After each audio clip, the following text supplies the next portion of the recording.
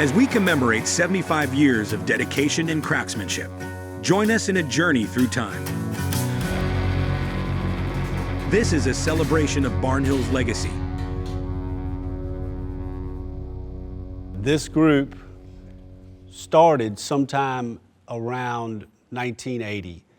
We got an outlier like Dad who started in the 60s when he was 10. But between you, you have over 300 years of service with the company.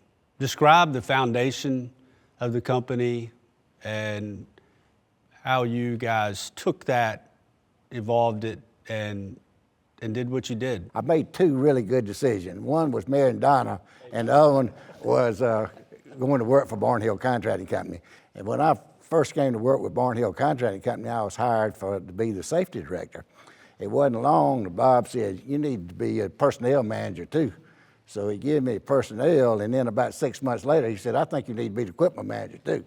When I made him equipment manager, that was so I didn't have to be equipment manager. So anyway, that's kind of how I got started with the company, and I was given one opportunity after the other with the growth of the company. And I always thought that we had the best of both worlds during those times. We had Bob's daddy, who was like the foundation. He taught us the nuts and bolts. Bob was a visionary. He was always thinking ahead how the corporation could be managed and how it could be managed for growth.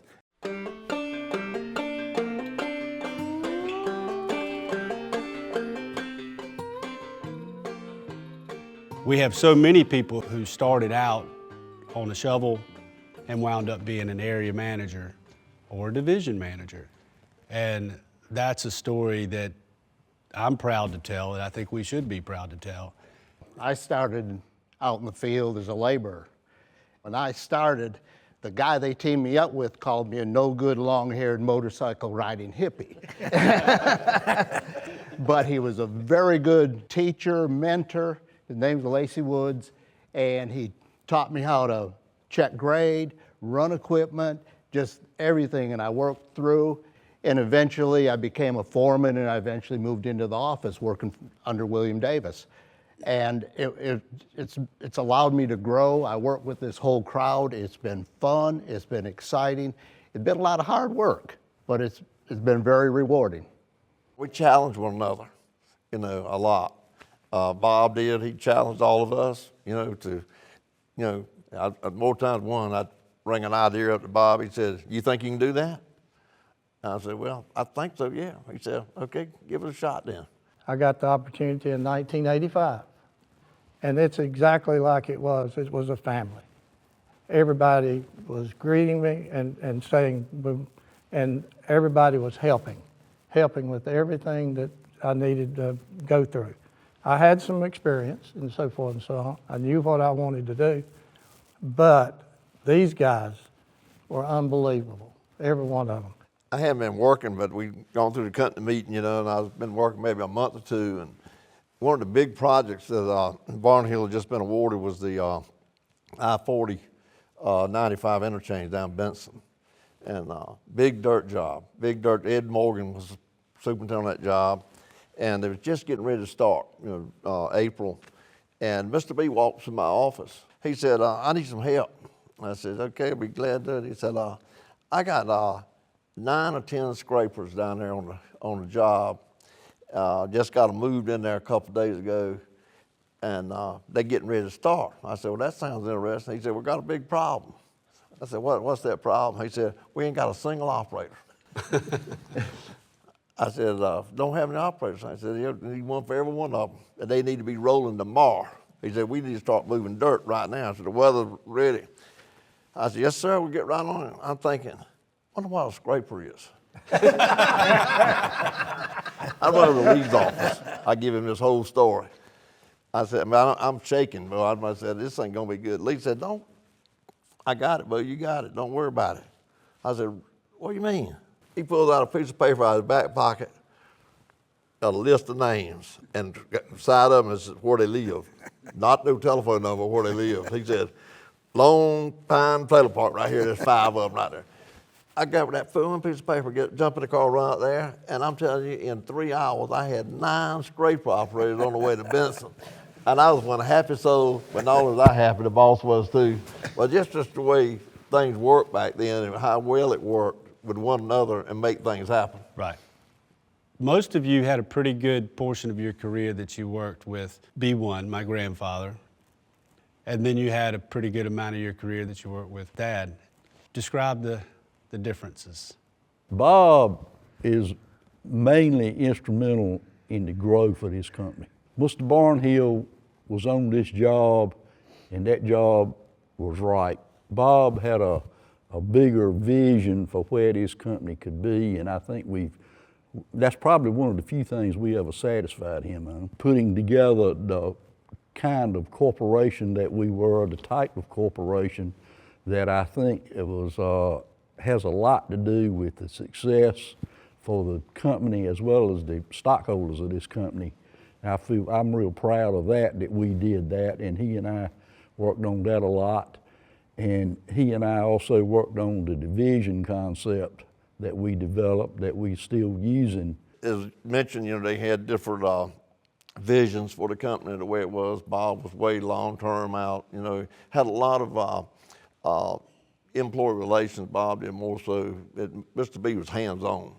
And he just wanted to be out there with the people, and the people wanted him out there with them, all the time. The funny thing, working between Bob and his dad, Mr. Barnhill loved equipment, and he'd say, Lee, get some prices, we're gonna buy, this kind of equipment. And so he wouldn't have said a word to Bob.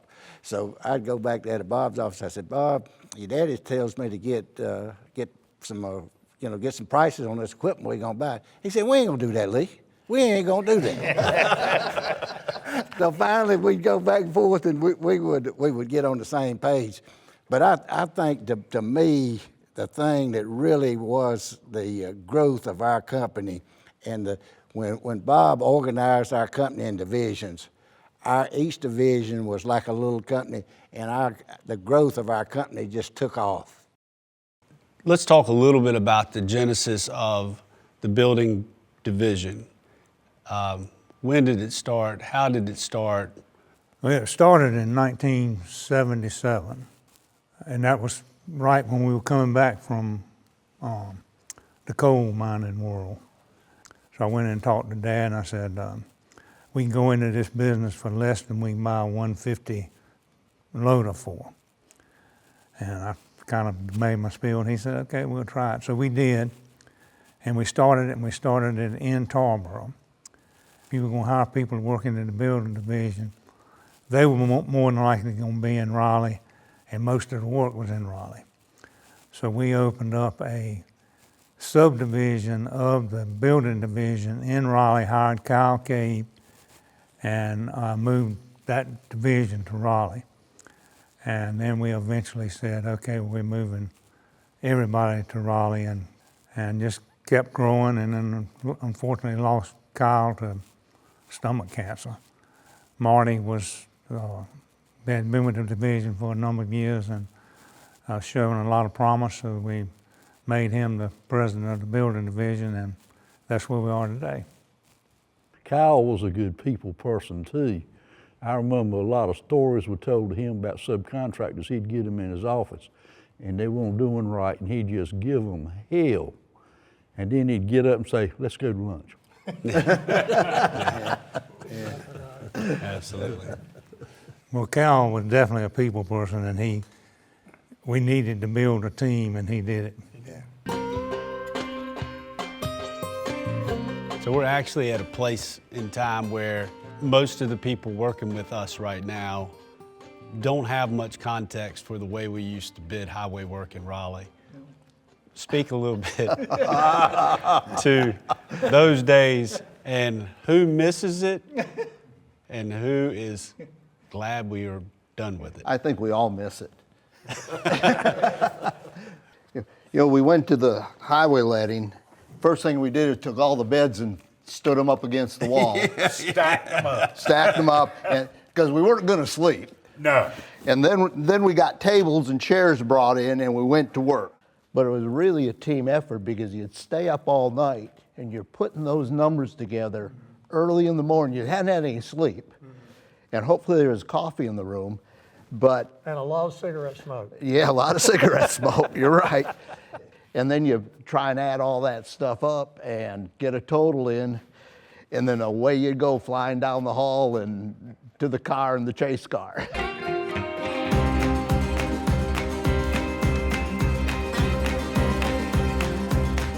Looking back over your life, career, any regrets? I wouldn't change a thing. It's just been a dream come true.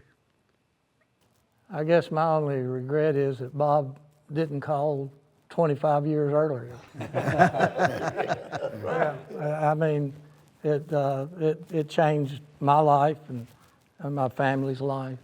I don't think any of us could have found a better place to have a career and work for the number of years that we worked here.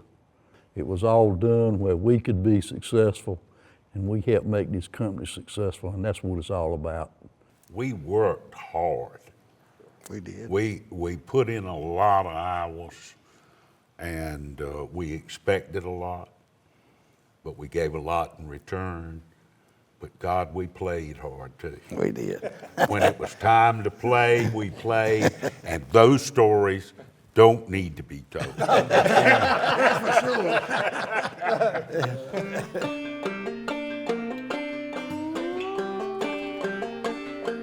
Talk a little bit about values. What of the core values that you all grew up with, what do you see continuing forward? Be one kind of, he set the bar with values and relationships and where we are is, and by that he every day, you know, when he was in the office, this whole group would go eat lunch, and we'd have a conversation, and it was so transparent, and the whole company was laid out there. We were talking about it. I was so impressed by that, you know, there's no secrets. It was laid out there just like it was. You know, we cared about what the conversation and what it was all about. And through the conversation, Mr. B and everything, talking about employees and talking about where we're going and talking about jobs and the company every day, it just set the tone for all of us. You know, it just unbelievable. You know, and we have carried that on and continue to do that. You know, through our value-based leadership program. But it just continues to get better. So.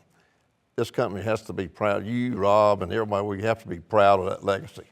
I think one of the best things this company ever had was the profit sharing plan. Amen. I mean, and then with Jimmy's encouraging us in about 1999, we added to that a 401k plan, which now is really a lot of money that's there, that's our employees, for our employees, that we've helped them facilitate that with. And on top of that, Bob always encouraged and Jimmy always pushed for us to have a good benefits program, health insurance, that kind of thing. And that means one whole lot to working folks. You know, I have had the opportunity here in the last couple of weeks to talk to a prior employee.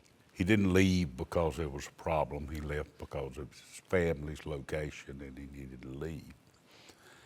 And the one thing that struck me that he said is he has searched for Barnhill in another company up that way since he left. And I thought that said a lot about our family, our integrity, just all of our values.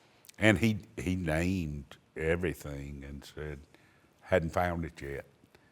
Several years ago, we went through a process focused on taking the values that have made us successful and that we all inherently knew and put them on paper. And so that hopefully these values will be the values that take the company into the next 25 years. And we Rob, have all worked hard on that, and I think if we can keep those core values, we'll be successful.